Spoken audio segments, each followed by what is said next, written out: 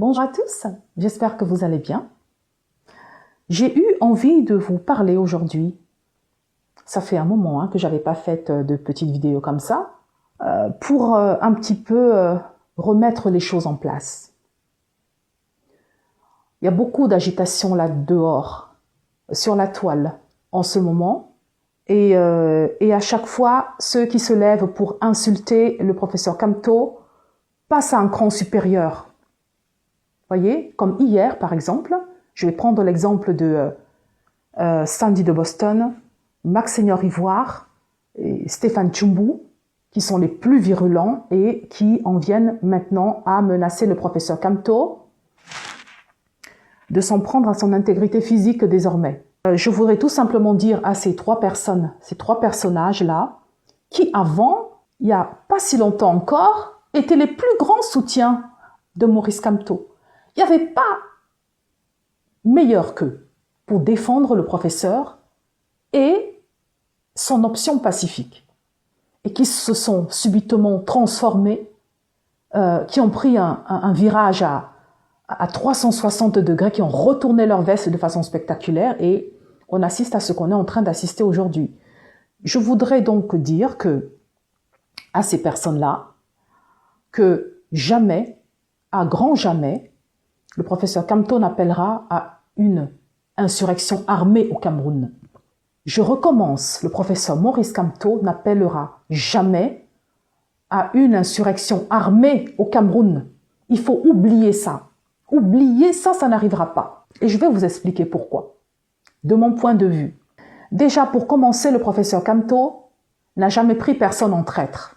Personne ici ne peut dire qu'il a été trompé, dupé par le président national du MRC, qui depuis près de 10 ans maintenant, et en particulier depuis 2018, où il gagne l'élection présidentielle et où sa victoire est volée par un Paul Biya qui se maintient au pouvoir à coup de fraude électorale et bourrage des urnes, ça c'est connu, ça dure depuis 43 ans maintenant. Et donc depuis 2018, le professeur Kamto entre en résistance pacifique pour revendiquer sa victoire qui lui a été volée. Et c'est comme ça que dans la foulée, beaucoup de gens le suivent, parce que c'est un homme courageux, Maurice Kamto. Il est le seul opposant au Cameroun qui ose confronter et s'opposer aussi ouvertement au régime de Paul Biya. Tout le monde est d'accord là-dessus. Il n'y a personne d'autre au Cameroun qui le fait aussi bien que lui. C'est d'ailleurs la raison pour laquelle il est aujourd'hui considéré comme l'ennemi numéro 1 du régime au pouvoir. Le régime de Paul Biya considère Maurice Kamto comme quelqu'un qu'il faut absolument abattre.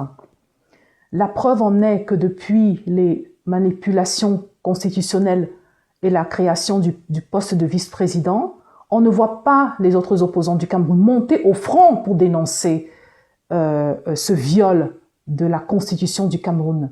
Il n'y a que Maurice Kamto qui le fait.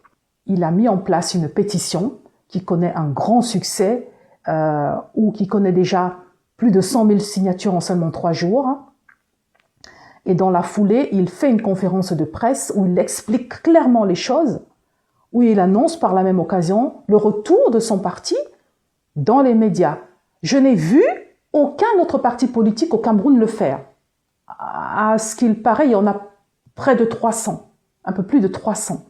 Il n'y a que le MRC de Maurice Kamto qui monte au créneau comme ça, mais parce que ça, c'est dû à la personnalité même du professeur Maurice Kamto, qui dit les choses, qui n'a pas peur du régime de Paul Biya et qui entend bien faire savoir que ce qui est en train d'être fait là ne peut pas être accepté. Et donc, depuis le début, tout le monde sait que Maurice Kamto a choisi la voie pacifique pour libérer le Cameroun et le peuple camerounais.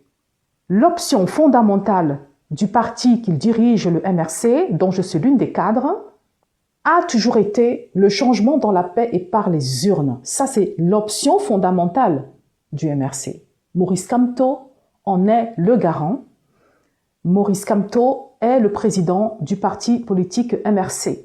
Depuis plus de 10 ans, il n'a cessé de marteler cela, que lui a choisi la voie pacifique pour mener sa résistance. Et nous l'avons tous suivi là-dedans.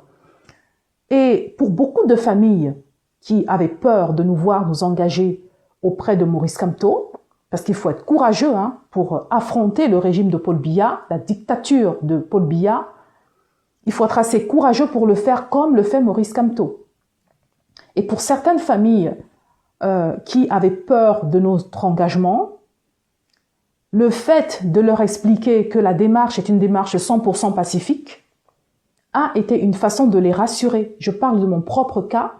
Ça a été une façon de rassurer les parents, les sœurs, les frères, que nous ne ferons absolument rien qui ressemble à de la violence.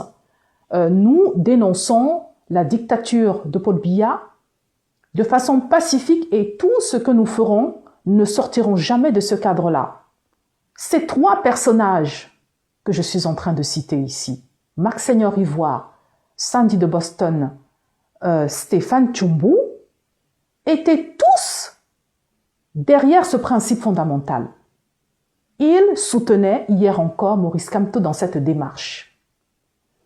Sans doute voulaient-ils montrer qu'ils sont les plus grands défenseurs de la cause que défend Maurice Kamto, pour être bien vus du leader, et pour figurer, pourquoi pas, dans ces petits papiers.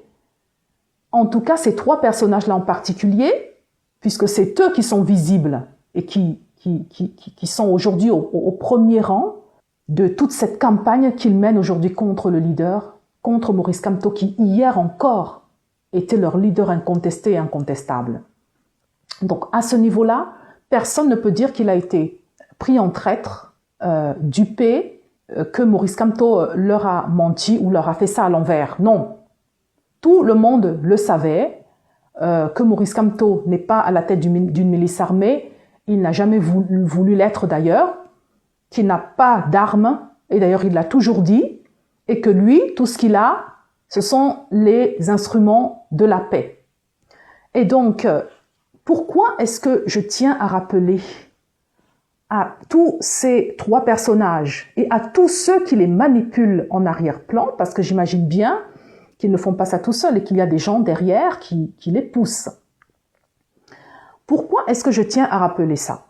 Maurice Kamto n'appellera jamais à une insurrection armée au Cameroun. Oubliez, je tiens à ce que ce soit très clair, parce que Maurice Kamto est un juriste international. Ça, tout le monde le sait, ok?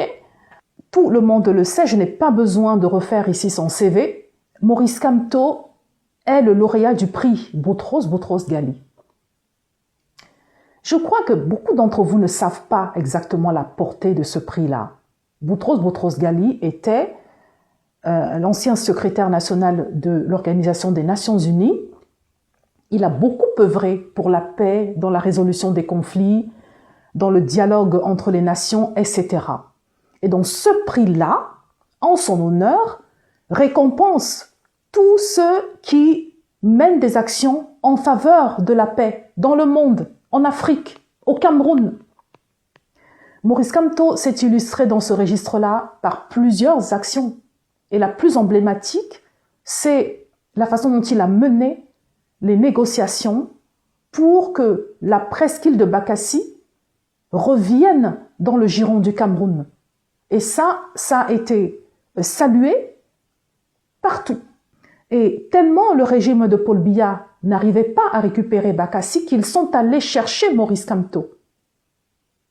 Parce qu'il avait déjà la réputation de quelqu'un de sérieux, quelqu'un d'intègre, quelqu'un qui a suffisamment de poids pour pouvoir arriver à cette victoire. Et c'est exactement ce qui s'est passé. Donc, le prix Boutros Ghali récompense ces efforts-là. Ça fait 10 ans maintenant que le professeur Kamto lutte, se bat pour l'avènement d'un Cameroun démocratique et pour que les années sombres de la dictature que nous vivons depuis 43 ans aujourd'hui, que ces années-là soient rangées dans le registre de l'histoire du Cameroun et qu'un nouveau souffle soit donné aux Camerounais. Ça fait 10 ans, voire plus maintenant, que Maurice Kamto se bat dans ce sens-là. Tout ce qu'il fait est observé par toutes les chancelleries occidentales, par toutes les organisations africaines et internationales. Tout ce que Maurice Kamto fait est connu et su. Le prix Boutros Boutros Ghali, dont il a été gratifié, vient en fait récompenser ses efforts, en promotion, en faveur de la paix. Vous ne pouvez pas demander à Maurice Kamto, qui défend le droit sous toutes ses formes, qui est un spécialiste du droit. Vous ne pouvez pas lui demander, à lui, qui a été récompensé par un prix d'un aussi grand prestige, de subitement se renier et s'engager dans une espèce de lutte armée. Ça n'est pas dans son ADN, Il ne le fera pas. Donc, si ça n'était pas encore suffisamment clair pour vous, je me fais le plaisir de vous le rappeler parce que depuis le début de cet engagement, depuis le début de la résistance pacifique de Maurice Kamto, il a toujours dit que sa démarche sera une démarche 100% pacifique. Il a dit, lui n'a pas d'armes, il n'a pas de milice armée et il ne compte pas en créer une. Et donc si à un moment donné, vous en êtes arrivé à vous dire que le changement dans la paix que prône Maurice Kamto n'est plus ce qui vous convient, mais vous êtes libre de proposer une autre voie aux Camerounais, Vous êtes libre de former vos milices et d'aller déloger Paul Biya là où il usurpe le pouvoir depuis 43 ans maintenant. Mais ne comptez pas sur Maurice Kamto pour le faire. Donc, au lieu de passer votre temps, toute cette énergie que vous dépensez, à l'insulter, à l'invectiver, à le menacer, utilisez toute cette énergie à créer dans votre milice et à faire ce qu'il faut. Mais ne comptez pas sur lui pour le faire. Enfin, si à un moment donné ça vous a échappé, je vous le rappelle aujourd'hui, Maurice Kamto est engagé dans une démarche pacifique et ça ne va pas changer. Ça ne va pas changer. Maintenant, j'ai une réflexion que j'aimerais partager avec vous parce que j'observe avec stupéfaction, comme vous d'ailleurs, la métamorphose extraordinaire de Sandy de Boston en particulier. Les prises de parole de cette femme, la virulence avec laquelle elle le fait. Moi-même, j'ai personnellement été victime de ces foudres dans un groupe WhatsApp où j'étais avec plusieurs autres personnes, des dizaines d'autres personnes, où elle s'est fait un plaisir, mais un plaisir presque jouissif de me prendre en partie et c'était assez violent. Voilà, moi j'ai gardé tous ces échanges-là et je suis au final sortie de ce groupe-là parce que à un moment donné, quand vous avez affaire à des personnes qui ne savent pas se tenir ou qui ont reçu une certaine éducation, voilà, ça sert à rien de continuer à les côtoyer. Il faut marcher avec des gens qui vous ressemblent en fait. Mais ce qui est nouveau, c'est non seulement son extraordinaire métamorphose, mais aussi le fait que désormais, elle menace physiquement le professeur Kamto. Ça, c'est nouveau. Alors moi, j'ai ma petite analyse là-dessus. Moi, je pense qu'avec toutes les bêtises que Sandy de Boston a faites en Europe et qui lui ont valu d'être interdite de séjour dans plusieurs capitales en Europe, eh bien, elle cherche une voie de sortie. Et donc, c'est mon interprétation, je pense qu'elle a négocié avec le régime de Paul Biya pour l'absoudre de tout ce qu'elle a fait et en échange, s'en prendre de façon virulente et en échange de s'en prendre de façon virulente au professeur Kamto. Pour vous rafraîchir la mémoire et pour soutenir ce que je suis en train de vous dire, je vais vous montrer une vidéo. Regardons ensemble. D'ailleurs, je félicite ici les combattants ambazoniens qui sont en train d'écraser l'armée satrapique. Ils ont égorgé 16 policiers dernièrement. Et je vais faire un live cette semaine avec certains d'entre eux. C'est grave, hein?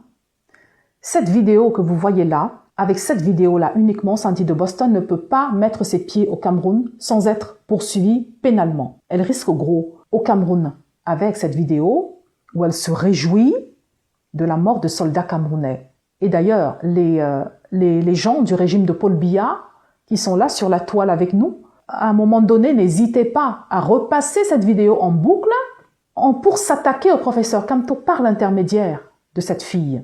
Pourquoi? Parce qu'elle s'est autoproclamée Tam Tam de Kamto. C'est pas Kamto qui lui a demandé de faire ça. Je sais même pas s'il connaît cette fille.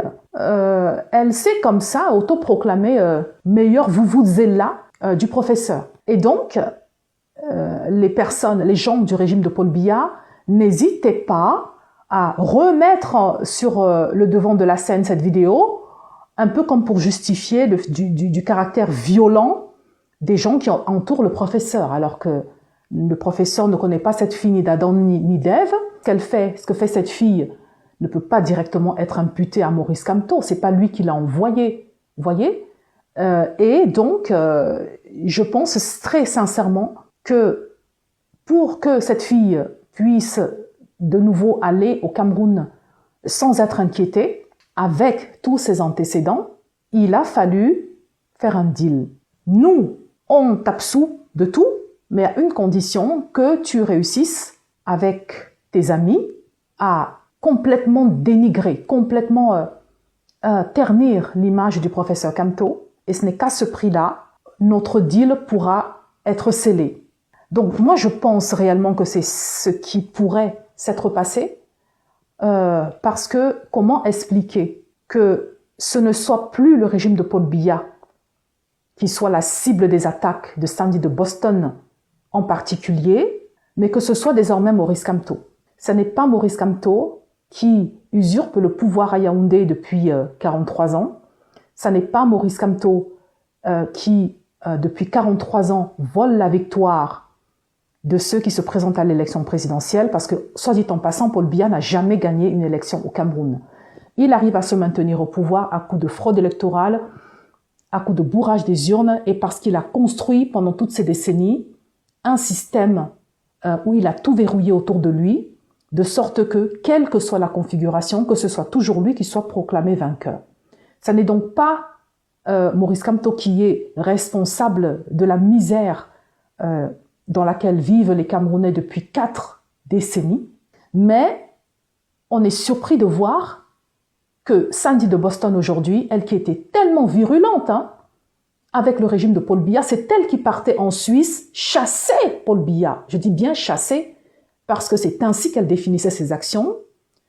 C'est elle qui prenait toujours la tête de ses expéditions pour aller déloger Paul Biya de son hôtel à Genève, où il passe beaucoup plus de temps qu'avec les Camerounais. Que ce ne soit donc plus Paul Biya qui soit la cible de Sandy de Boston, mais que ce soit désormais Maurice Kamto, qui hier encore était son leader incontesté et incontestable. Donc il n'y a pas 1000 façons de comprendre ça. Il y a un deal qui a été fait entre le régime de Paul Biya et elle. Ça, c'est mon interprétation à moi. Et que ce deal passe par la destruction de Maurice Kamto dans les médias. Sauf que le plan ne marche pas comme prévu. Vous voyez? Et que le régime s'impatiente et le fait savoir à Sandy de Boston, qui augmente à chaque fois la dose. Avant, ses camarades et elle, ou ses comparses et elle, ses complices et elle, et ceux qui la poussent en arrière-plan, se contentaient juste d'insulter, d'invectiver. Et ça n'allait jamais plus loin que ça. Mais depuis que Maurice Kamto a actionné une pétition en ligne, qui connaît un grand succès, d'ailleurs je vous invite tous à la signer, moi c'est déjà fait, et dans la foulée, il organise une conférence de presse au cours de laquelle il annonce le retour, ses communicants dans les médias camerounais. Et ça, le régime de Paul Biya ne le supporte pas. Du coup, il faut qu'ils activent leur proxy ici en Occident pour monter en pression. D'où ce à quoi on a assisté hier toute la journée. Des insultes, des invectives. Maintenant, des menaces à s'en prendre à l'intégrité physique de Maurice Kamto. Voyez? Donc, c'est pas difficile à comprendre. Et d'ailleurs, moi, il y a quelque chose qui me fait rire. Quand elle dit que le boycott est désormais activé pour le professeur Maurice Kamto.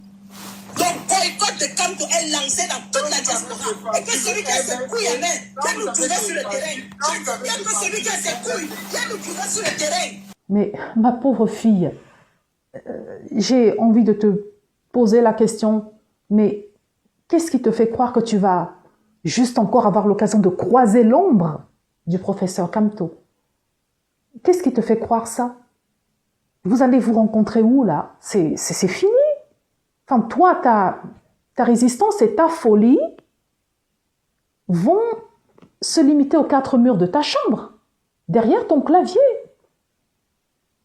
Mais tu peux être sûr que maintenant que tu nous as fait savoir tes intentions, bah, tout sera mis en œuvre pour protéger l'intégrité physique du président Maurice Kamto. Ok? Donc tout ça, c'est dans ta tête que ça se passe en fait. Ok? Et il n'y a pas un seul cheveu qui va sauter de la tête du professeur. Voilà, c'est tout. Donc après, les deals que tu as peut-être fait avec le régime de Paul Biya, mais ça t'engage, toi. C'est à toi d'en assumer les conséquences. Nous n'y sommes pour rien, personne ne t'a envoyé, ma pauvre fille. Ok? Donc voilà, mes chers amis, ce que j'avais envie de partager avec vous aujourd'hui, pour que ce soit clair de façon définitive, le professeur Maurice Kamto n'appellera pas et n'engagera jamais une insurrection armée au Cameroun, d'accord? Et donc ceux qui ont oublié son option fondamentale et la base même, la quintessence même, le socle même de son combat, eh bien, je me fais le plaisir de rappeler que la lutte de Maurice Kamto pour la libération du Cameroun est, reste et demeurera 100% pacifique et c'est très bien comme ça. Merci à vous, je vous souhaite une très bonne journée.